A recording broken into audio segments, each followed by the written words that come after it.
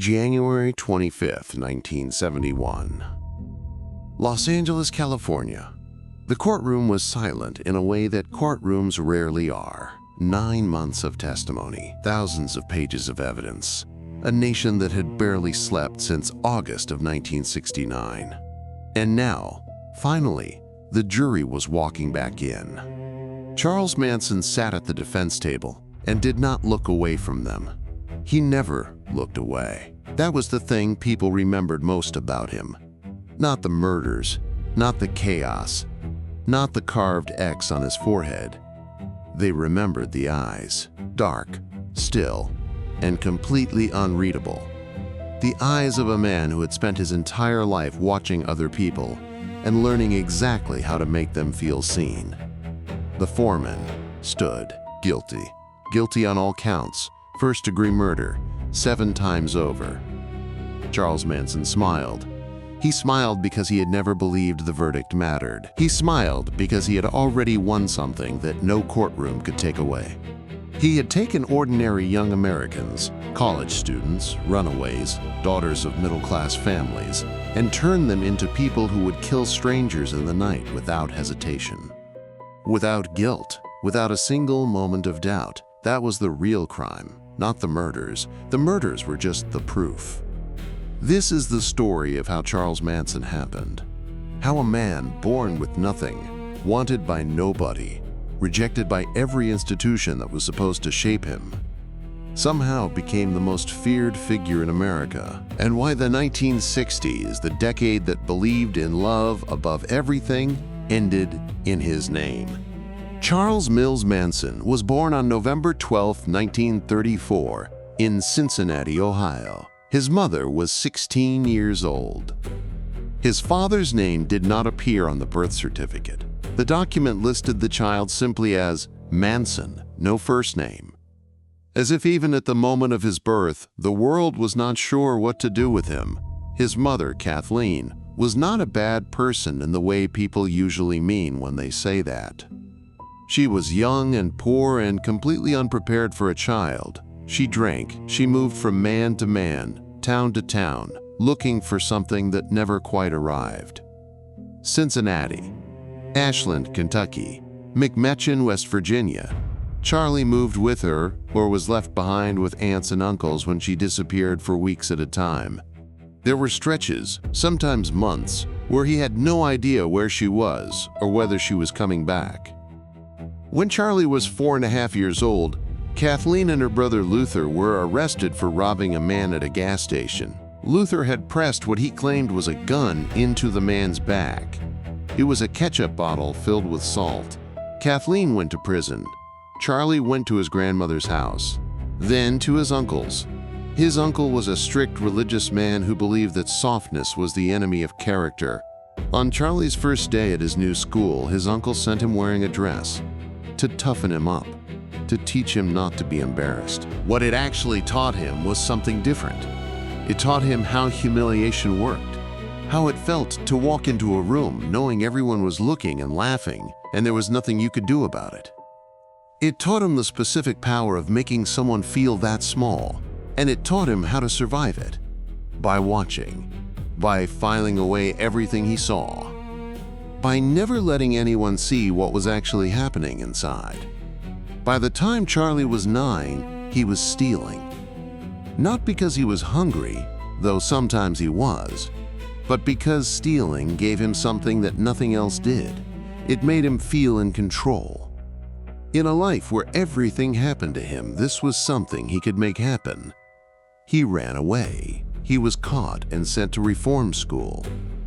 He ran away. Again. He was caught again. The cycle repeated itself through his entire adolescence. Reform school, freedom, arrest, reform school, until the institutions themselves became the only home he had ever known. He never finished 7th grade. By the time he was 32 years old, Charles Manson had spent more than half his life inside federal institutions. Juvenile facilities, reformatories, federal prison, in and out again and again. The crimes escalated slowly.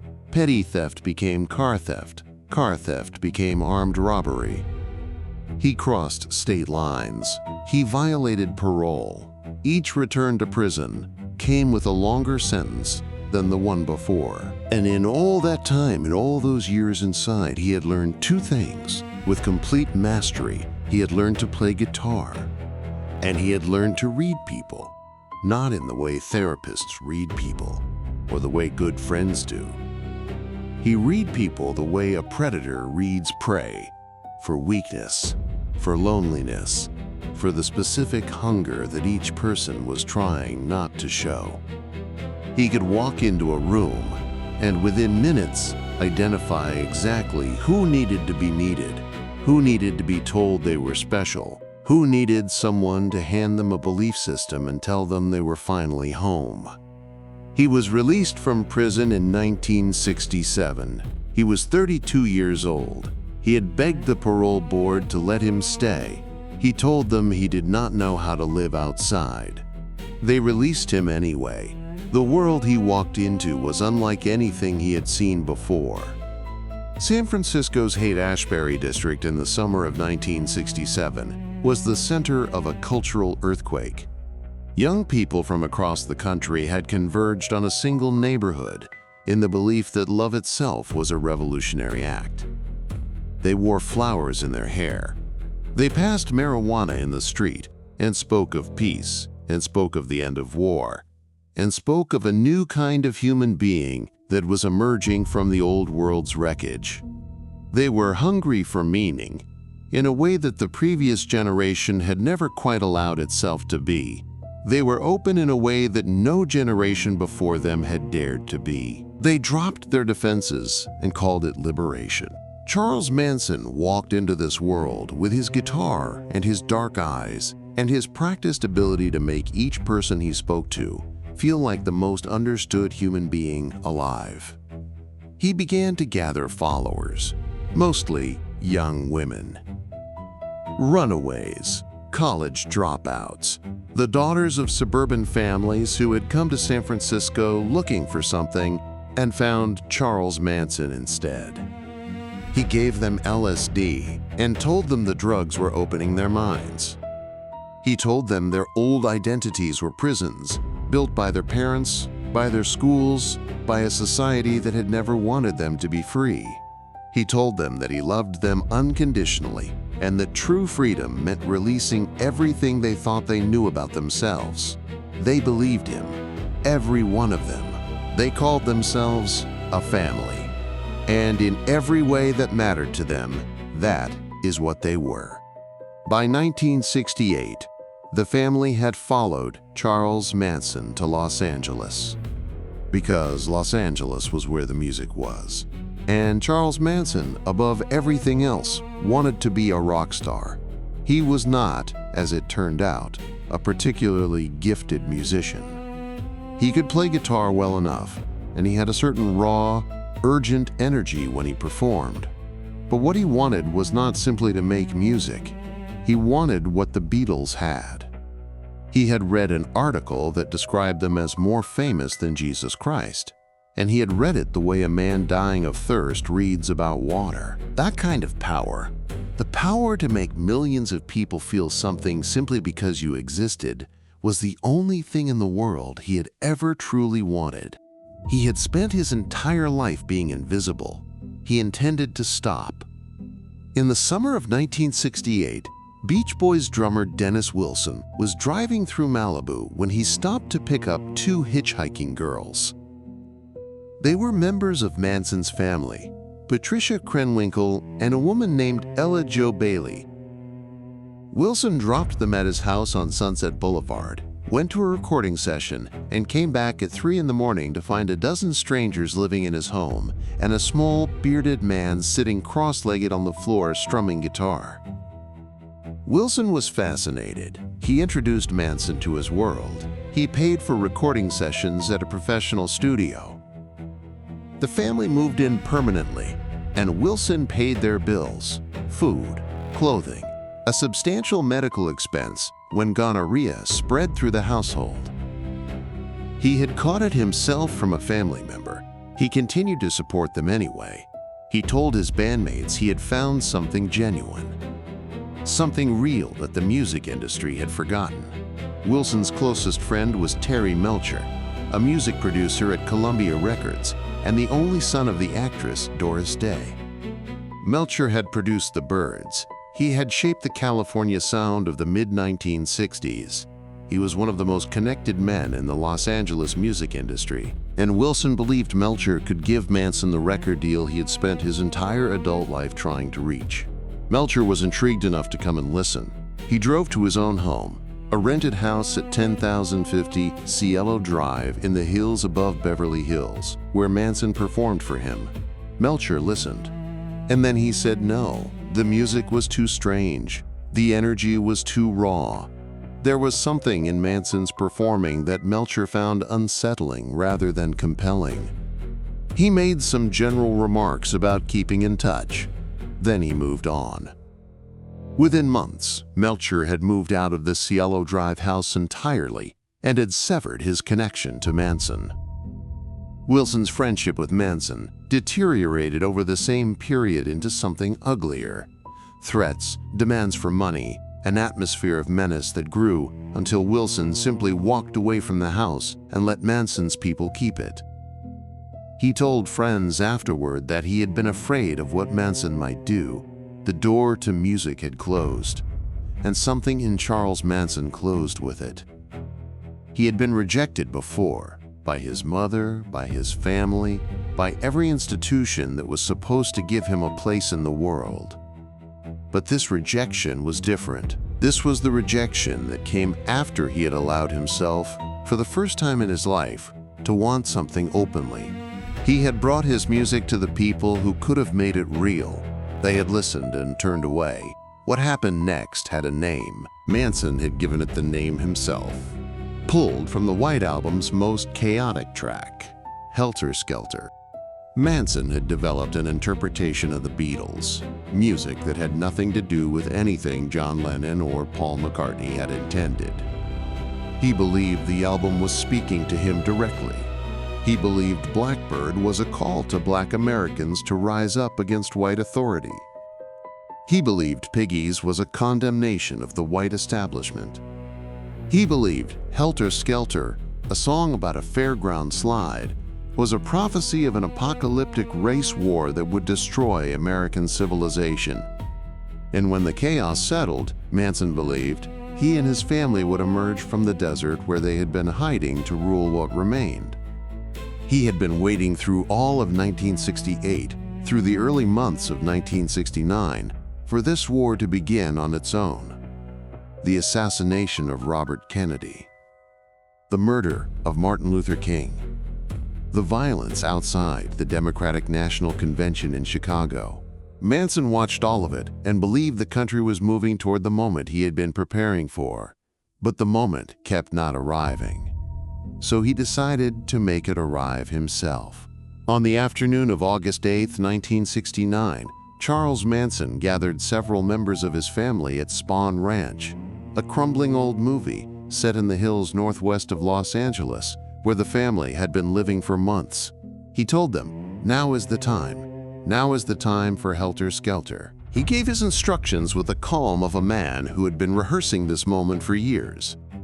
He told 3 young women, Susan Atkins, Patricia Krenwinkel, and Linda Kasabian, to go with Tex Watson, his most loyal male follower, to a specific address in the hills above Beverly Hills. He told them to kill everyone inside. He wanted it done, in his words, as gruesome as you can. The address was 10,050 Cielo Drive. The same house where Terry Melcher had once listened to him play and decided he was not worth a record deal. Melcher had since moved out. He had been replaced by a young actress named Sharon Tate, who was renting the house with her husband, the director Roman Polanski. Polanski was in London that night. Sharon was 8.5 months pregnant. She had invited friends to keep her company. Jay Sebring was there, her former boyfriend, one of Hollywood's most celebrated hairstylists, a man who had remained her closest friend through everything. Abigail Folger was there, heiress to the Folger coffee fortune, a young woman who had been doing volunteer work in Los Angeles' poorest neighborhoods. Wojtek Frykowski was there, a Polish screenwriter, Abigail's boyfriend. And Stephen Parent, just 18 years old, who had come to visit the property's caretaker earlier in the evening and was leaving to drive home when the killers arrived at the gate. Tex Watson encountered Stephen Parent at the gate and shot him 4 times. Then Watson cut the telephone lines and the group moved toward the house. What happened inside lasted approximately 45 minutes. Sharon Tate, when she understood what was happening, did not beg for her own life. She begged for her baby. She asked them to wait, to let her have the child first, to spare the baby's life even if they would not spare hers. The young woman holding her paid no attention. Sharon Tate was stabbed 16 times. She was 26 years old. When the killers left, they used her blood to write a single word on the front door of the house: P.I.G. Roman Polanski received the phone call in London the following morning. He flew back immediately. By the time he landed, the house had been sealed off and the bodies had been removed. He stood outside and could not go in. He told an interviewer years later that for a long time after, he could not accept that it had actually happened. It was too far outside any framework he had for understanding the world.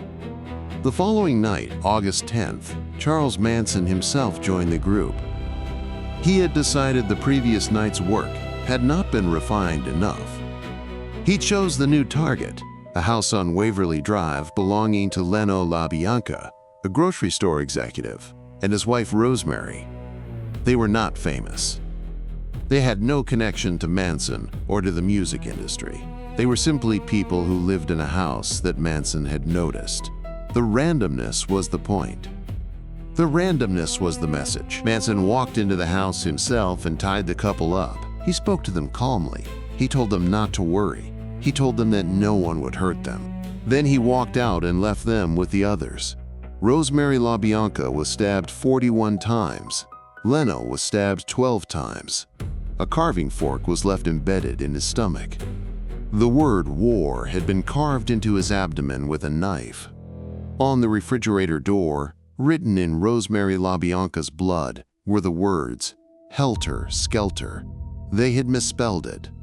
For weeks, the police could not connect the two crimes. The Tate murders and the LaBianca murders were investigated as separate cases. Then, that October, Manson and several family members were arrested at Barker Ranch in Death Valley on suspicion of automobile theft. An arrest that had nothing to do with the murders and almost did not lead there. It was Susan Atkins who broke it open. Already in custody on an unrelated charge, she began telling her cellmates what had happened on Cielo Drive. The stories reached a detective. The pieces began slowly to fit together.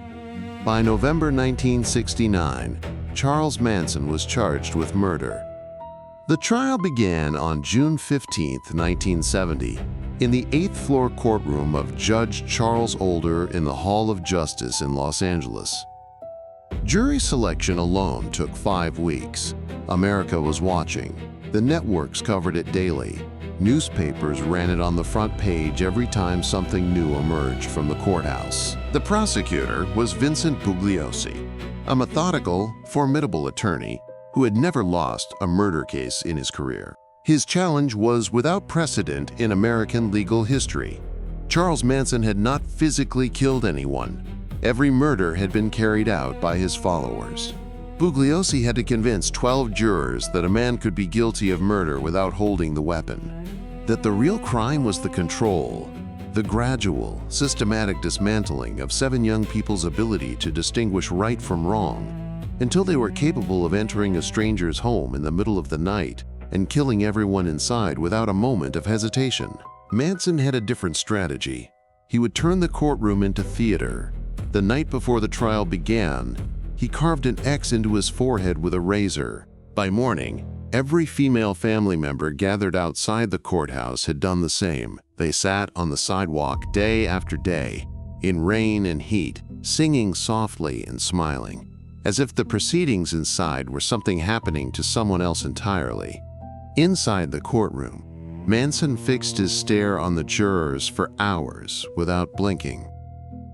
When the judge ruled against a motion, Manson stood up in open court and declared that he had already been found guilty in the newspapers before the trial began. On another day, he lunged toward Judge Older with a sharpened pencil. Bailiffs restrained him. The judge had been a combat pilot in World War II. His expression did not change. The female defendants took their cues from Manson at every turn. When he shaved his head, they shaved their heads. When he began laughing during the reading of the charges, they laughed. They acted throughout as though none of this, not the deaths, not the trial, not the prospect of execution, had any particular weight. The performance was, in its way, more disturbing than the crimes themselves. It suggested that nothing any court could do would reach them where they actually were. The turning point came from an unlikely source. Linda Kasabian had been present on both nights.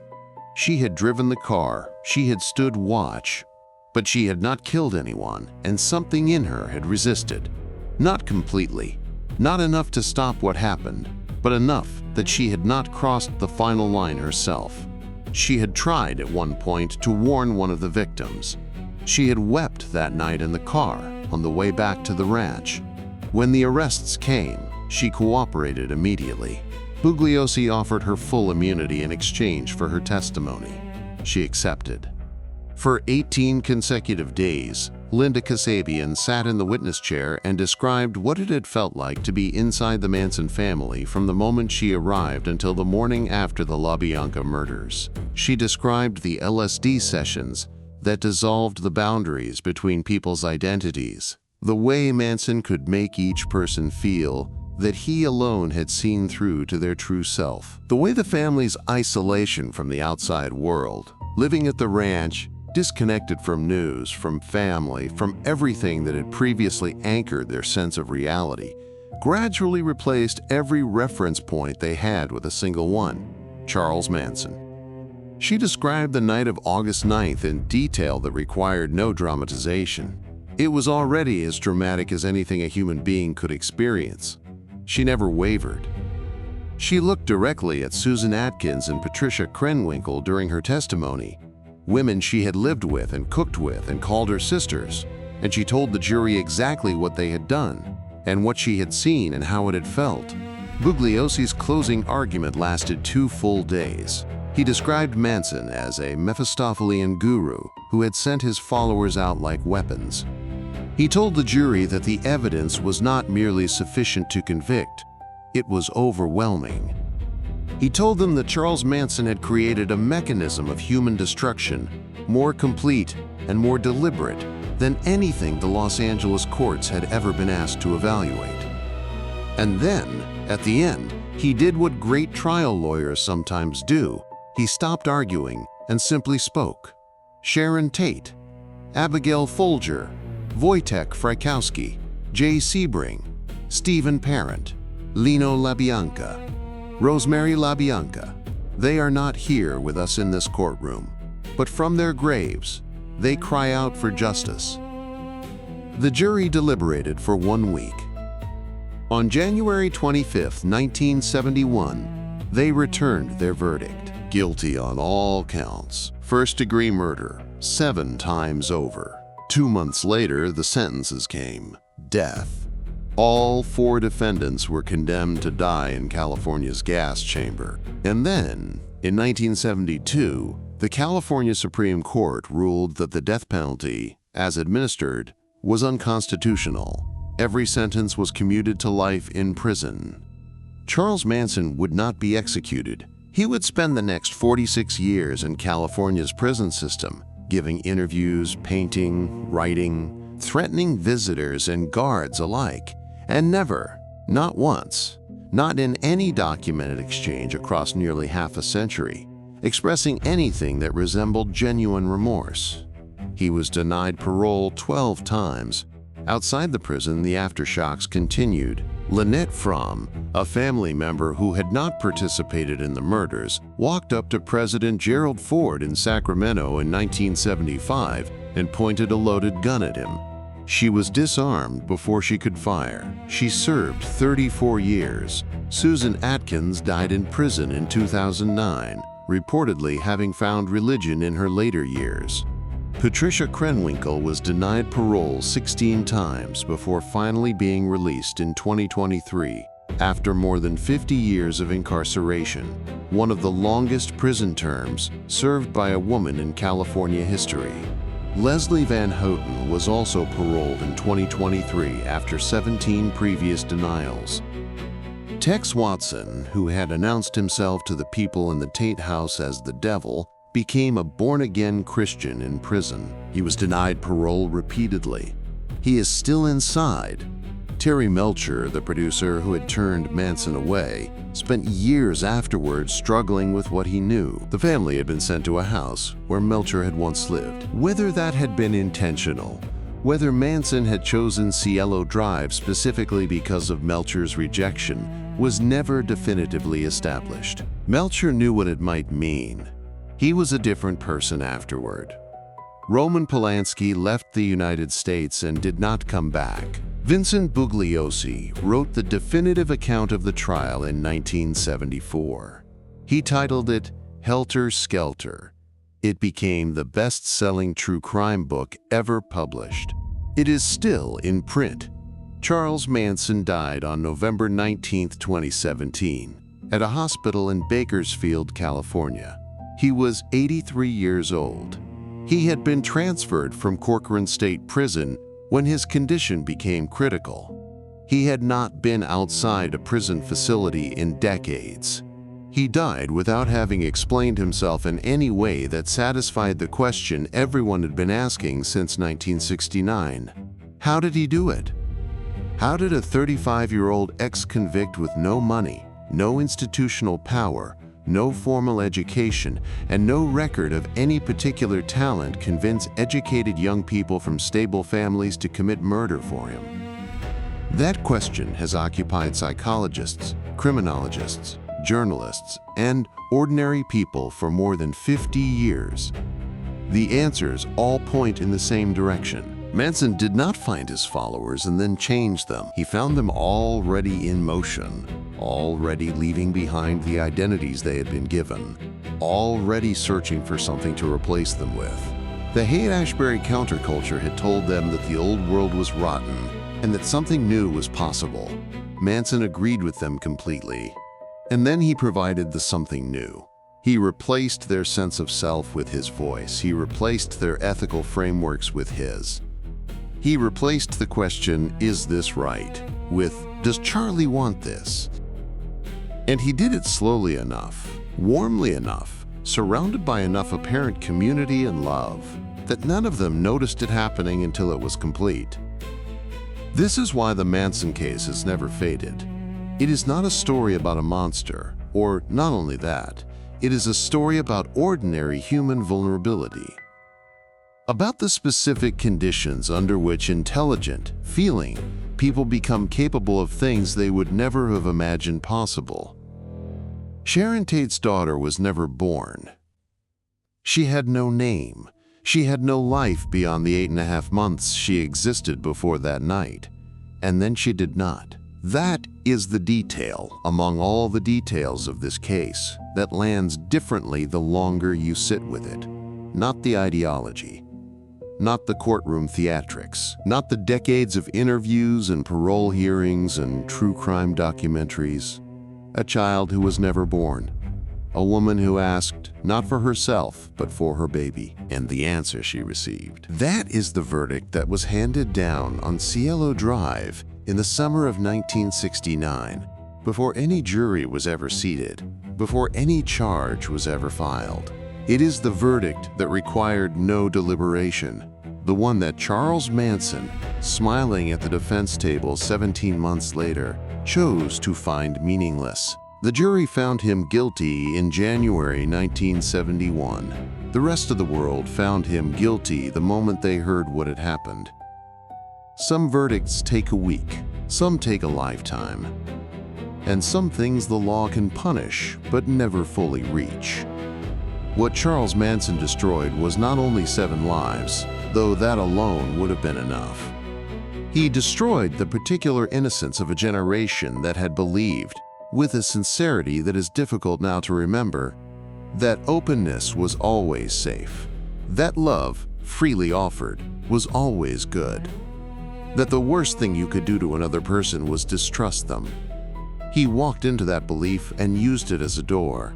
The 1960s ended on August 9, 1969. Not officially, not on any calendar, but the thing that the decade had been, the hope it had carried, the particular brightness of the idea that human beings were essentially good and getting better, that ended on Cielo Drive, in the hills above a city that was trying to become something new. Woodstock happened 6 days later, 300,000 people in a field in upstate New York, listening to music in the rain. They were still trying. They did not yet know what they were holding on to was already gone. Charles Manson knew. He had made sure of it.